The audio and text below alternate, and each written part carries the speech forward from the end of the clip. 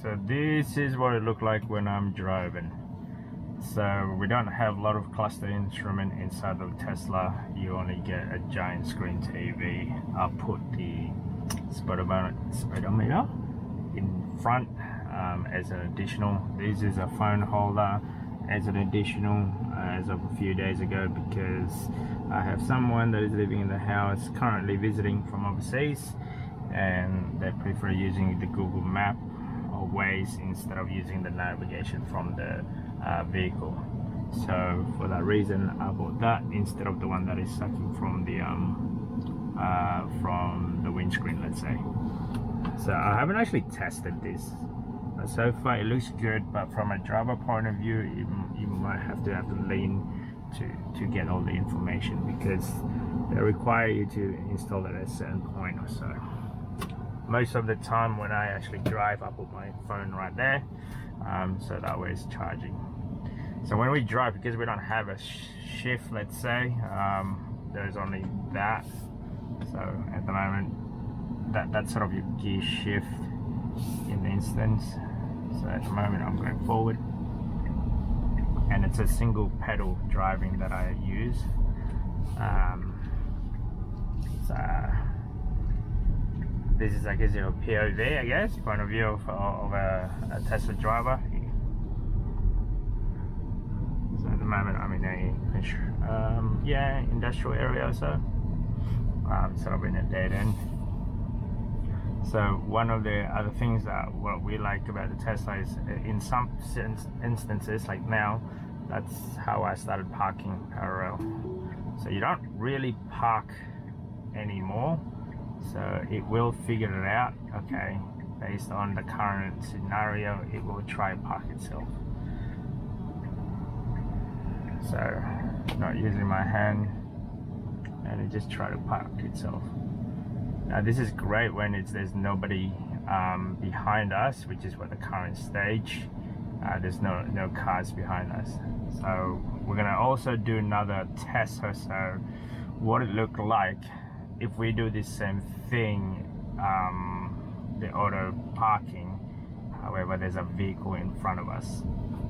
So we'll see. It's not really that straight. Like, it's good enough in the instance of you probably still have to adjust it, bits and pieces here and there. So that's how it parks itself. Okay, so I'm gonna try now. We're gonna park between this car and the car in front. So we're gonna be in the middle this time around. So there's a truck in here and there's another truck, so we're gonna go between this time around. Okay, so it's gonna start. Okay, here we go. So this is sort of, well, realistically, you're probably not gonna have this big gap. If there is a gap like this, as long as it has that P sign, it should be able to park itself.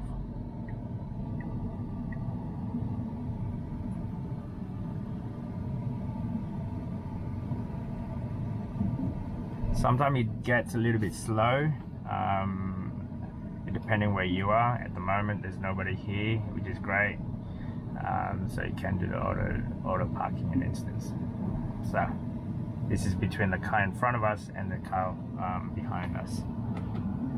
That's a second different type of parking. Let's see if I can find another parking or so that is next to each other. So I'm gonna go into this warehouse.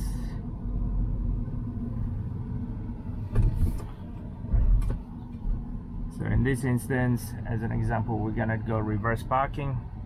I'm gonna go next to the van, which is in this disable.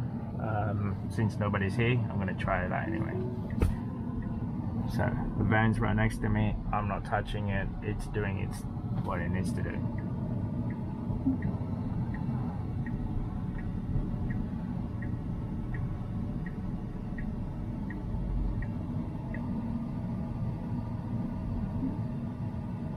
It will adjust accordingly.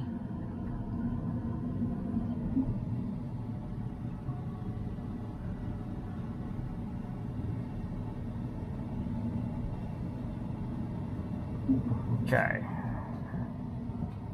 Another instance, maybe we're gonna go to in this section of the car park where there's I guess a pylon next to it. Let's see if it recognizes how to park next to that. So you can choose the parking slot that you want to go. So in this instance, I want to go to that next to the to the pylon next to it.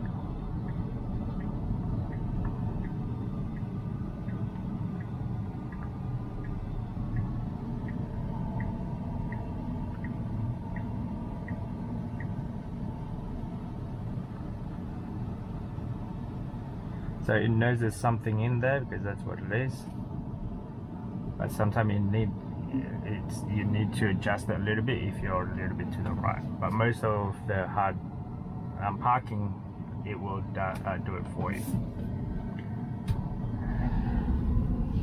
So yeah, this is what it looked like. I guess as a Tesla point of view when you're driving.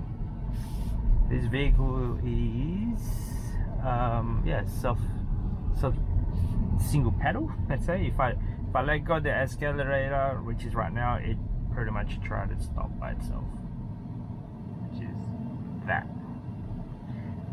So I think I'm just gonna do that for the moment. I'm gonna try to make a lot of clips what it looked like owning a Tesla. So this instance is just how do you do the parking, self-parking. All right, see ya.